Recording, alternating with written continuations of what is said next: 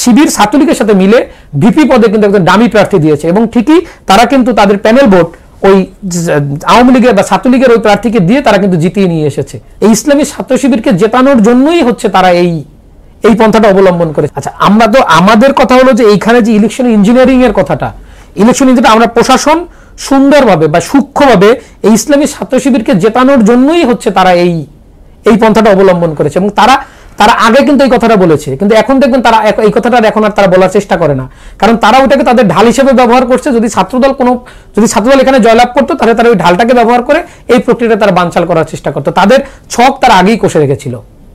এই প্রশাসন কাদের? এখানে আমরা দেখলাম যে জাহাঙ্গীরনগর বিশ্ববিদ্যালয়ের যিনি ভিসি হয়েছেন তিনি হচ্ছে জাতীয়তাবাদী আদর্শে ধারণ করে উনি বিভিন্ন জায়গায় বক্তৃতা করেন, আমরা দেখেছি।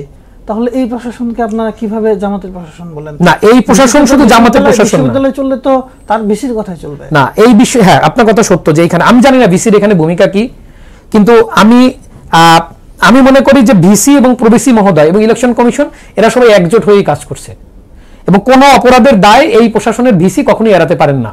এবং আপনি দেখবেন এই নির্বাচনে ইসলামী ছাত্র শিবির কিন্তু ভিপি পদে যে প্রার্থী দিয়েছে ক্যাম্পাস জুড়ে বা সকল জায়গায় বলা হচ্ছে একটা ডামি প্রার্থী, কারণ তারা যিনি ভিপি নির্বাচিত হয়েছেন আওয়ামী লীগের প্যানেল, আওয়ামী লীগের ছাত্রলীগের সাবেক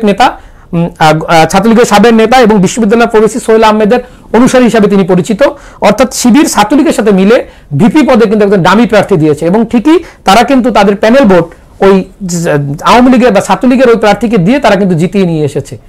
অর্থাৎ ক্যাম্পাসে ছাত্রলীগ এবং শিবির, অর্থাৎ তারা পূর্বে যে সমঝোতার মাধ্যমে ক্যাম্পাসে ছাত্র শিবির থাকতো, ছাত্রলীগ সেজে তাদের সাথে প্রোগ্রামে অংশগ্রহণ করতো, হলে থাকতো, শিক্ষার্থীদের সাথে মিউচুয়াল করতো, ওই যে তাদের যে চুক্তি বা তাদের যে সৌহার্দ্য, তাদের যে বন্ধন, এইটা তারা এই নির্বাচনেও ধরে রেখেছে এবং ছাত্রলীগকে তাদেরকে সুযোগ করে দেওয়ার যে প্রতিদান শিবির তাদের প্রার্থীকে জিতিয়ে এনে সেই প্রতিদান দিয়েছে বলে আমি মনে করি। ইএফটি ফার্স্টের সাথে ট্রেড করুন যে কোনো জায়গা থেকে, ক্যাম্পাসে ক্লাসের ফাঁকে, ঢাকার জ্যামে বসে কিংবা ঘরে বসে।